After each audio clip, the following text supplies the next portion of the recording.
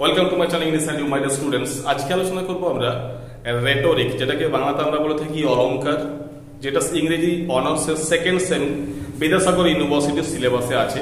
এই টপিকটাকে নিয়ে আমরা আলোচনা করব। তার আগে আমরা জানবো এই ধরনের যে রেটরিক গুলো আছে সেগুলো সংখ্যাতে অনেক 25, 30, 40টা মতো আছে। তো সেগুলোর মধ্যে আজকে আমরা দুটো জিনিস আলোচনা করব, সিমিলি এবং মেটাফর। এগুলো কাকে বলে, কিভাবে বুঝবো এটা সিমিলি, কিভাবে বুঝবো এটা মেটাফর, কি রকম টাইপের কোশ্চেন পরীক্ষাতে আসে এবং কিভাবে এগুলো এক্সপ্লেন করব, সেটা আজকে আমি তোমাদের বুঝিয়ে দিচ্ছি বা আলোচনা করছি।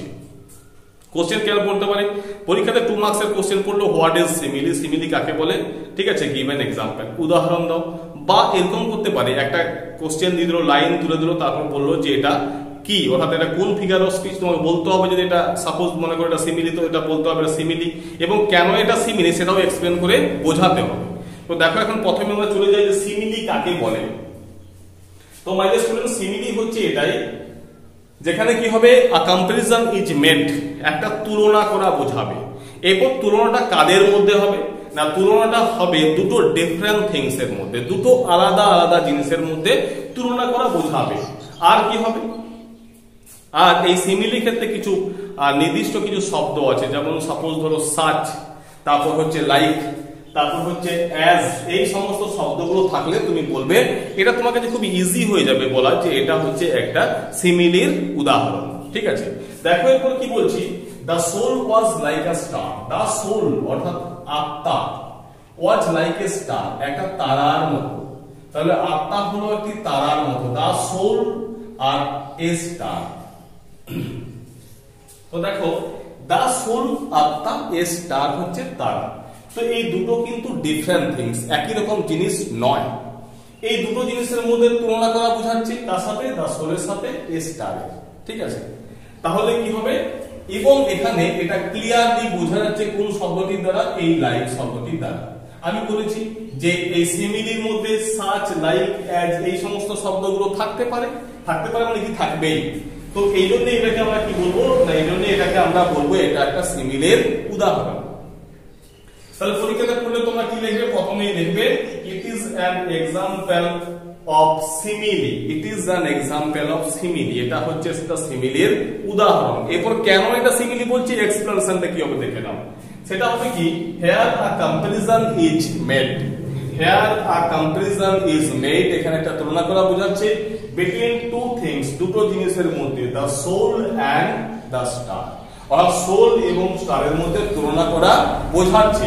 and it is clear, এবং এটা পরিষ্কার হচ্ছে by the word like, এবং এই লাইক শব্দটির দ্বারা এটা পরিষ্কার হচ্ছে যে এটা একটা সিমিলির উদাহরণ। so it is example of simile। ঠিক আছে, তাহলে এইভাবে তোমরা এক্সপ্লেনেশন গুলো করবে, এইভাবে ব্যাপারটাকে বোঝানো গেল যে এটা হচ্ছে আমার সিমিলির উদাহরণ। এরপরে আসছি আমরা কি না, এরপর আসছি আমরা মেটাফর। তোমাদের স্টুডেন্ট, তোমাদেরকে কিন্তু এইভাবে প্রতিটা ফিগার অফ স্পিচ ভালো করে জানতে হবে, বুঝতে হবে এবং প্রচুর প্র্যাকটিস করতে হবে। না হলে কিন্তু এখান থেকে করে আসাটা একটু টাফ। এটা প্র্যাকটিস করতে হবে, কারণ এটা পুরো নতুন জিনিস, তোমরা আগে কখনো এটা সম্পর্কে জানোনি বা পড়োনি। তো এই সিমিলি, মেটাফর বা এই ধরনের ফিগার অফ স্পিচ বা যে প্রসডি আছে সেই সেকশনটা তোমাদের যদি ভালো করে জানা থাকে, বোঝা থাকে, তাহলে অতি অবশ্যই তোমরা আমার অনলাইন ক্লাসের সাথে যুক্ত হতে পারো। সেকেন্ড সেমটা তোমরা আমার সাথে তোমাদের এই জার্নিটা স্টার্ট করতে পারো। তোমাদের সাথে এই সমস্ত ব্যাপারগুলো নিয়ে আমরা আলোচনা করবো, ডিটেলস আলোচনা করবো, ডিটেলস প্র্যাকটিস করবো। এবং যাদের মনে হয় যে আমার সাথে অনলাইন ক্লাস করা হয়তো সম্ভব হচ্ছে না, যদি তোমাদের মনে হয়ে থাকে যে আমার কাছ থেকে তোমরা নোটসের প্যাকেজটা নিতে চাও, তাহলে তোমরা আমাকে কন্ট্যাক্ট করতে পারো, আমাকে হোয়াটসঅ্যাপ করতে পারো বা কল করতে পারো। এরপরে আমাদের আলোচনার বিষয়বস্তু হচ্ছে মেটাফর। মেটাফর কাকে বলে, মেটাফর হচ্ছে সিমিলির মতো একই জিনিস, একই জিনিস কিন্তু a comparison is made between two different things। এখানেও কিন্তু কি হবে, তুলনা করা বোঝাবে, কিন্তু দুটো আলাদা আলাদা জিনিসের মধ্যে। আর কি হলো, এই মেটাফরে কিন্তু এই সাচ, লাইক, অ্যাজ এই সমস্ত জিনিসগুলো থাকবে না, যেটা সিমিলিতে ছিল, কিন্তু মেটাফরের ক্ষেত্রে অ্যাজ, সাচ, লাইক এরকম ওয়ার্ডগুলো থাকবে না। তাহলে তোমাদের ক্ষেত্রে বোঝা সুবিধা হয়ে যাবে যে এটা মেটাফর আর এটা হলো সিমিলি। এরপর দেখো এক্সাম্পলটা, the camel is the ship of desert. এই ক্যামেল হচ্ছে কি, উট হচ্ছে মরুভূমির জাহাজ। তো এখানে ক্যামেলের সাথে দ্য শিপের তুলনা করা বোঝাচ্ছে, এই ক্যামেলের সাথে শিপের তুলনা করা বোঝাচ্ছে এবং দুটো আলাদা আলাদা জিনিস। ক্যামেল এই উড এবং শিপ জাহাজ একই জিনিস নয়, দে আর ডিফারেন্ট ফ্রম ইচ আদার, তারা কিন্তু একে অপর থেকে আলাদা। এরপর দেখো একটা শিপ কি করে, শিপ জাহাজ কি করে, মালপত্র বা মানুষ এক জায়গা থেকে অন্য জায়গা নিয়ে যায়।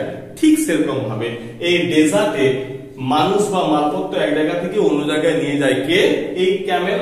তাহলে দুজনের কাজের মধ্যে কিন্তু মিল আছে, দুজনেই কিন্তু মানুষ বা মালপত্রকে বয়ে নিয়ে যায়, বহন করে নিয়ে যায়, অর্থাৎ তাদের যে কাজ অ্যাকশনের মধ্যে মিল আছে, কিন্তু দুটো আলাদা আলাদা জিনিস। ক্যামেল এবং শিপ এটা কিন্তু সেম জিনিস নয়, দে আর ডিফারেন্ট। এরপর কি করবো আমরা তাহলে এটা যখন আমরা এক্সাম্পল যখন আমরা এটাকে এক্সপ্লেন করবো তখন কি বলবো, it is an example of metaphor, এটা মেটাফোরের উদাহরণ। Here a comparison is made between a camel and sheep.